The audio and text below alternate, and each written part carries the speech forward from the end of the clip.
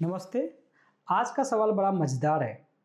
जब हम किसी भी संख्या में जीरो से गुणा करते हैं तो उसका उत्तर जीरो होता है।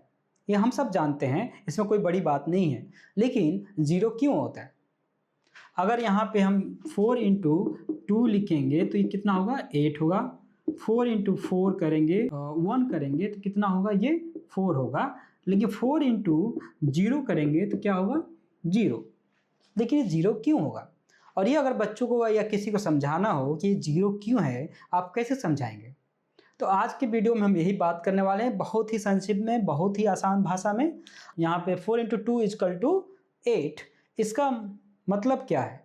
इसका मतलब अगर कोई आप व्यवहारिक उदाहरण देखिए तो आप इसको आसान भाषा में ऐसे समझेंगे कि आपके पास मान लीजिए 4 बच्चे हैं और 2-2 उनको रुपए दीजिए तो कितने रुपए आप देंगे? 8 रुपए देंगे। 2-2 रुपए आपने सबको दे दिया। सबको कितना मिला आपने पूछा? 8 रुपए।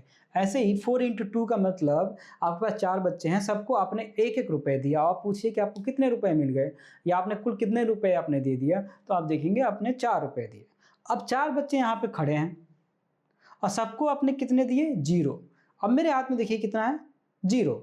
पहले मेरे हाथ में कितने थे? 2 टॉफ़ी थे।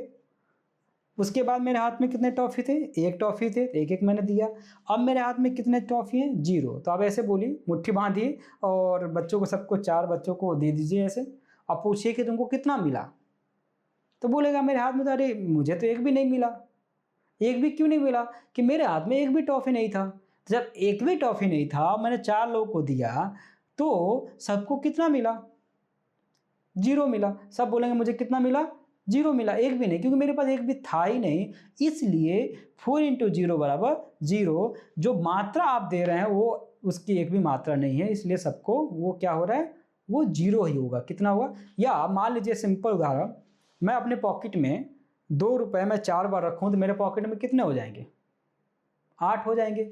अगर मैं अपने पॉकेट में मान लीजिए मेरे हाथ में 1 ही रुपए है, मैं इसमें 20 बार रखूँ, अगर मैं 20 बार भी रखूँगा तो आप बोलेंगे कि अरे 20 बार लिखे तो 20 इंटू 0 आपने यहाँ पे किया। अपने पॉकेट में 20 बार आपने ऐसे हाथ अंदर रखे और फिर पॉकेट निकाल के देखिए आपके पॉकेट में कितने रुपए हैं। थोड़ी कागज़ निकल गया। आपके पॉकेट में देखिए कितने रुपए हो गए, तो पॉकेट में आपके कितने रुपए होंगे? 0 रुपए हुए, 1 भी रुपया नहीं हुआ, क्योंकि आपके पास 1 भी था नहीं। दूसरा, गुणा को हम बराबर बार-बार जोड़ के रूप में भी हम समझते हैं। तो इसका मतलब क्या है? अगर यहाँ पे अगर आप 0 अगर 20 बार आप कर रहे हैं, अगर 20 बार ऐसे प्लस 0 प्लस 0 प्लस 0 प्लस 0, अगर ऐसे आप 20 बार करेंगे तो आपका कितना होगा? अंत में कितना आएगा? आपके पास 0 ही आएगा। इसीलिए कहते हैं कि 0 से किसी संख्या में जब हम गुणा करते हैं तो उसका मतलब क्या होता है? 0 होता है। अगर इसको बहुत आसान भाषा में समझाना है तो किसी बच्चे को बुलाइए और उसको बोलिए कि चलो मैं तुमको 2-2 रुपए दे रहा हूँ, 2-2 रुपए में तुमको 2 बार दे रहा हूँ, तो 2-2 रुपए 2 बार दीजिए। तो उसके आप पूछिए उसके हाथ में अब कितने रुपए हो गए, तो आप देखेंगे उसको लिखेंगे 2 इंटू 2, तो बोलेगा कितना हो गया? मेरे पास 4 रुपए हो गए।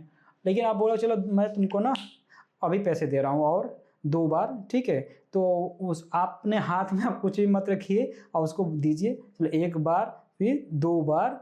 अब पूछिए मैंने तुमको 2 बार पैसे दिए, अब बताओ तुम्हारे हाथ में कितने हैं? तो वो देखेगा मेरे हाथ में तो कुछ भी नहीं है।